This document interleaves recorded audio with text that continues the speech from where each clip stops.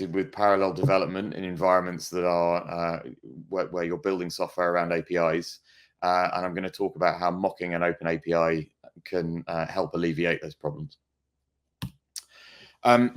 So let's start with some definitions, I suppose. When I talk about sort of API-driven or API-centric architectures, I really mean systems that are sort of microservices based or service-oriented architectures, or maybe systems where there are sort of many partner integrations that are facilitated via APIs, kind of between organizations.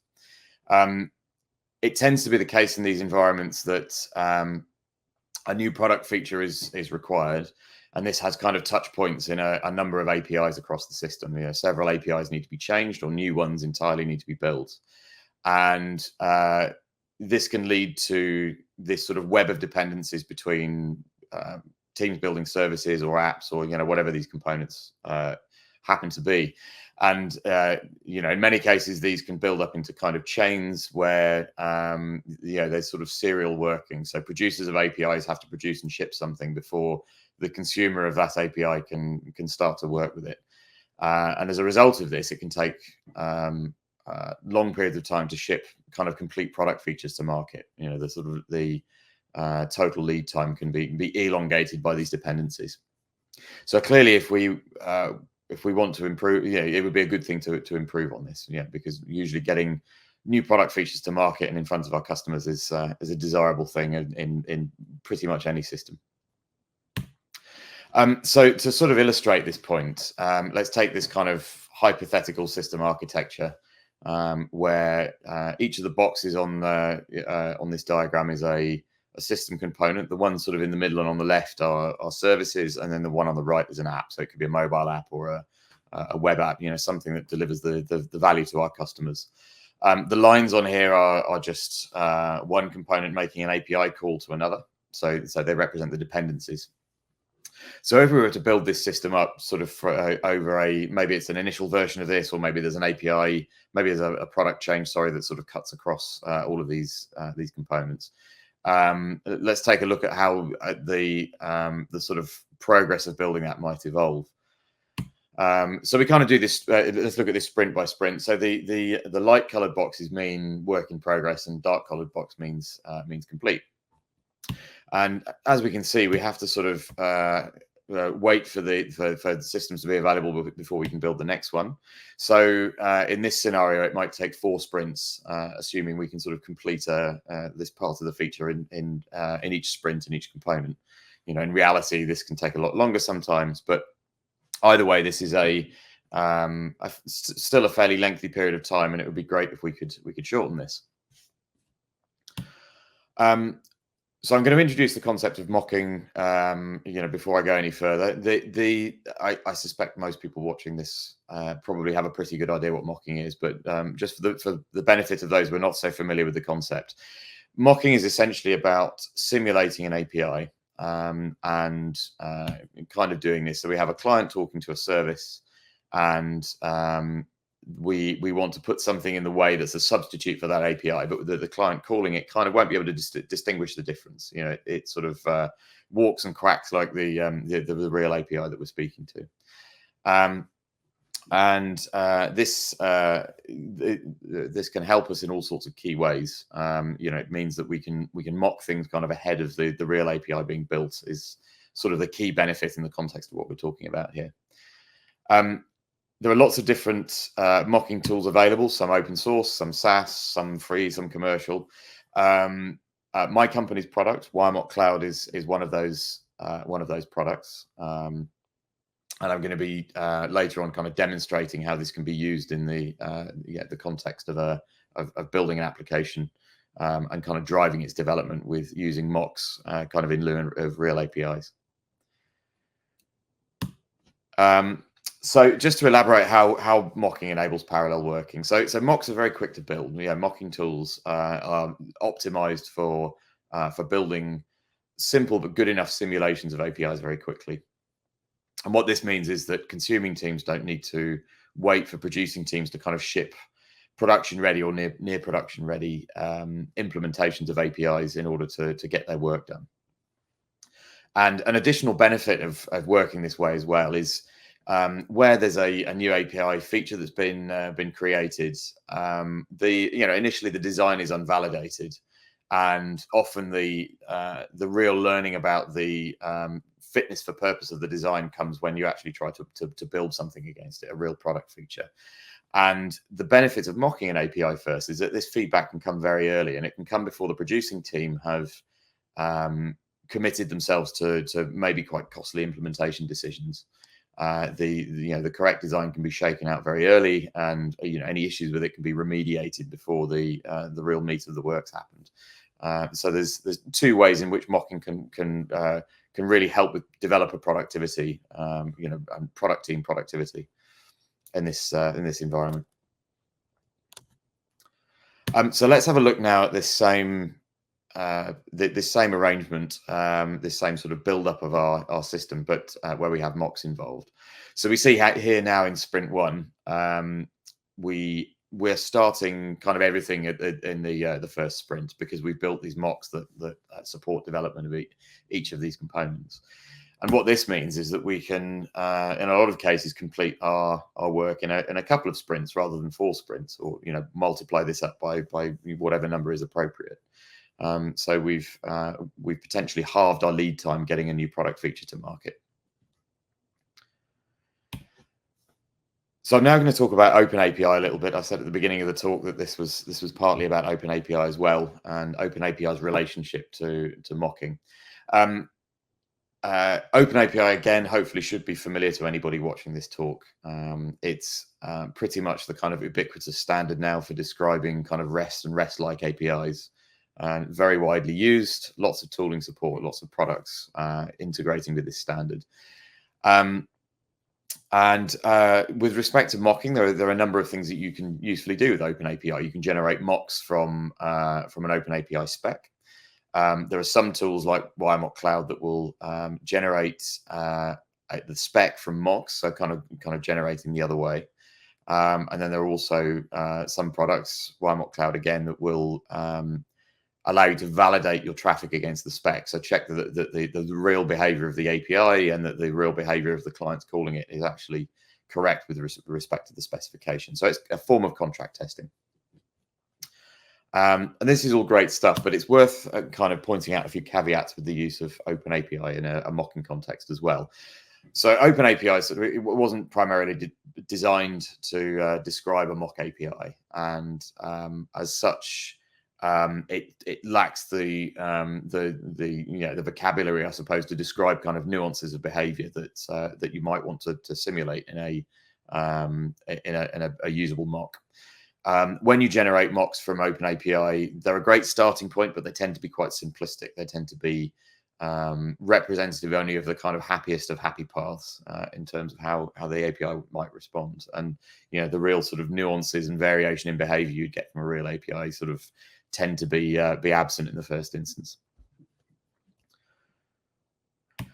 So with that, I'm going to give a practical demo. I'm going to sort of show what a development workflow supported by API mocks can look like, and use this to kind of illustrate how starting with OpenAPI can be great, but also demonstrating the benefits of kind of going beyond that, customizing a mock in order to really sort of kind of capture and model real behavior. What I'm showing here, so we based this demo on the train travel OpenAPI spec, which was developed by bump.sh a few months ago. This was meant as a kind of exemplar of good OpenAPI writing, and it's a sort of decent sized API. It's sort of complex and interesting enough to make for a good demo without being sort of overwhelming.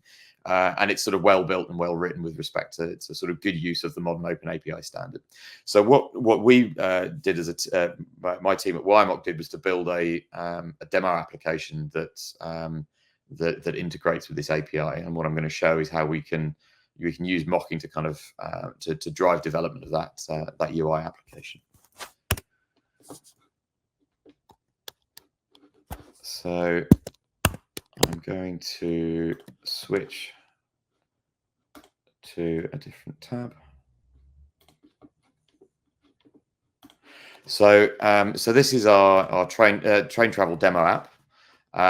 It has the ability to search for train trips between a start and an end on a particular date, and then to book that trip if that's the one you want, and then also to go and look at a list of the bookings that we've made. Now, right now, this is tied to a mock API, which in WireMock Cloud, which is kind of completely empty, which is completely blank. So the at the moment, this app isn't really working. And in fact, if we briefly open developer tools and do another refresh, then we can see that it's trying to make this call to /stations. And it's getting a 404 not found, and this is because the mock API isn't configured. So we'll go over to WireMock Cloud here, and we'll do something about that. So the this is WireMock Cloud. This is an empty train travel API mock API. There are no stubs in the API, where stubs are the kind of unit of work in WireMock. So they're sort of request response pairs. They're rules saying if a request arrives that matches these criteria, then this is how we'll respond. So we'll want to start by uploading the train travel OpenAPI document. So if I go and grab this from my notes, we can select this and paste it into here. So when I save this, WireMock is configured to, as I mentioned earlier, to generate some stubs from it. So if I go back into the stubs view now, I should see a list of stubs created, and these are represent individual bits of behavior for the different endpoints listed in this OpenAPI spec. So now if I go back to the app and I hit refresh, then I should see that there are some stations in the list because these are being pulled from the API, and I can go and pick my start and end stations and a date, and perform a trip search, and these trips will be returned. So this is great. We've really quickly got to a point now where we have a working API, and we can start developing and testing this application around it. But one thing I'll point out is there are some kind of inherent limitations in the mock API that's generated from the OpenAPI spec, as I mentioned before. So one is, for instance, there's no variation in behavior. So it doesn't matter what date I pick, I will always get these search results back. And for that matter, I'll always get the same results back regardless of which pair of stations I pick. One thing in particular to point out is I can pick a departure date in the past, and it will still return me some search results, which probably wouldn't happen in a real train booking application.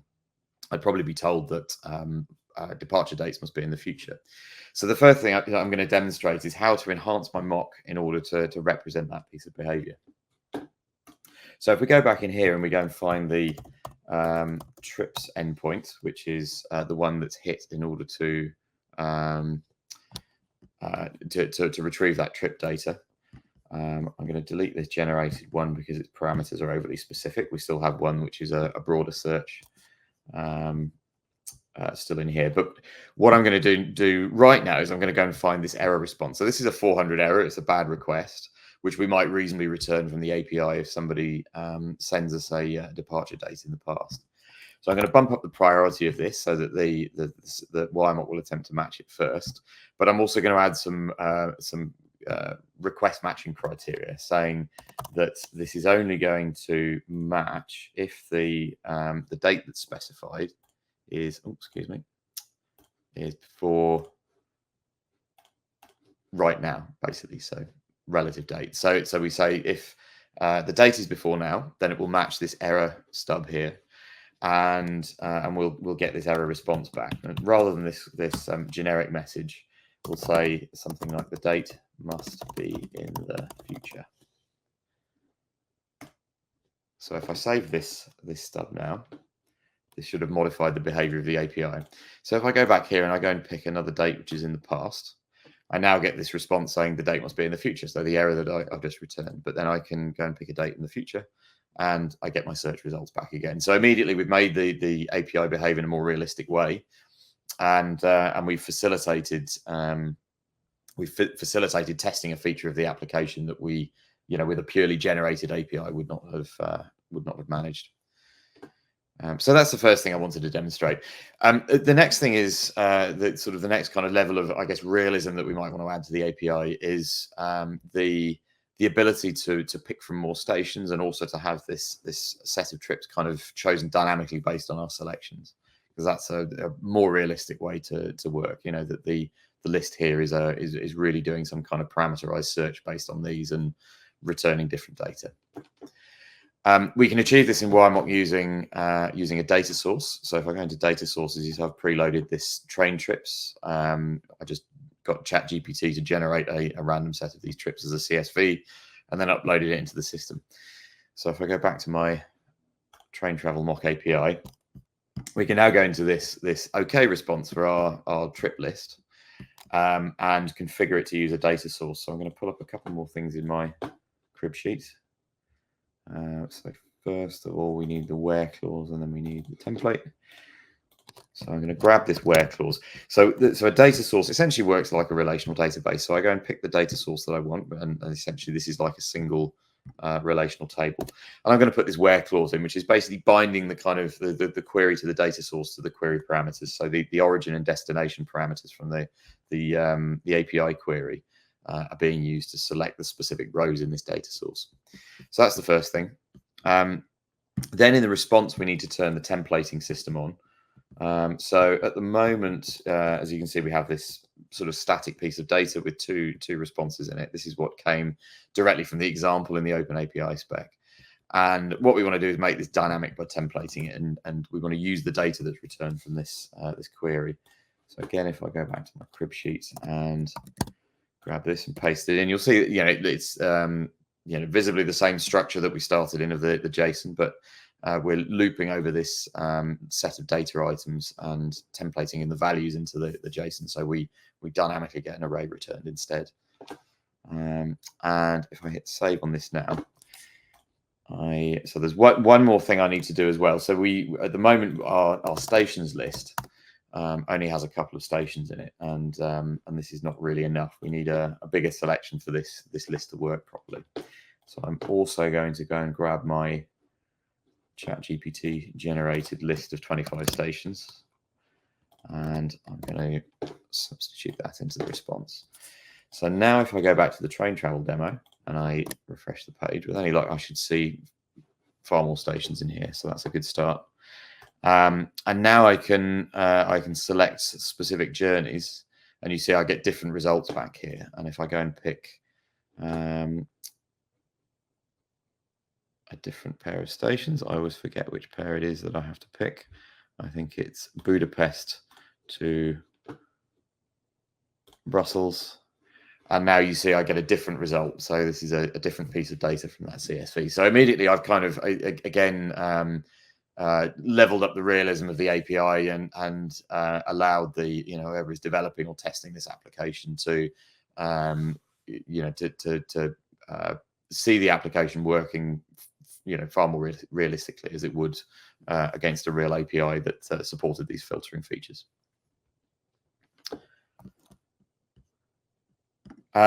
So there's that's about all I've got time to demonstrate. There's I could take this further still using some even more advanced features of WireMock. So I'll mention quickly that there's a dynamic state feature. So currently, if I go and look at my bookings, this is a kind of canned list of bookings. It doesn't reflect any interactions I've made within the app.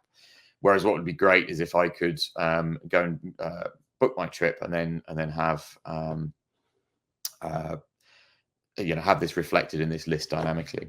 So there is a feature which I'll just show you the UI for very quickly in here. This dynamic state feature within WireMock, and what this allows us to do is to kind of capture data that's submitted to the API and use it to affect the data or the behavior of subsequent API calls. And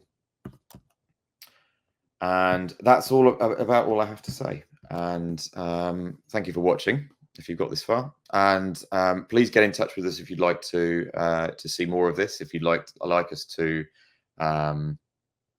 give you a demo which is tailored to your use case or your environment, or answer any questions that you have about the product. There's plenty more that it could do that we haven't really had time to talk about. So as I mentioned previously, the the prototyping feature, so being able to build a mock and have it generate OpenAPI, the validation feature I touched on, are all very, very powerful tools for collaboratively building APIs in sort of multi-team environments, I guess, using APIs.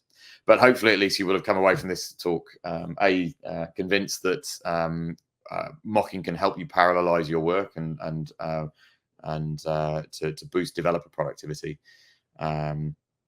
And also that you've seen the role that OpenAPI can play in aiding that process. Thank you very much.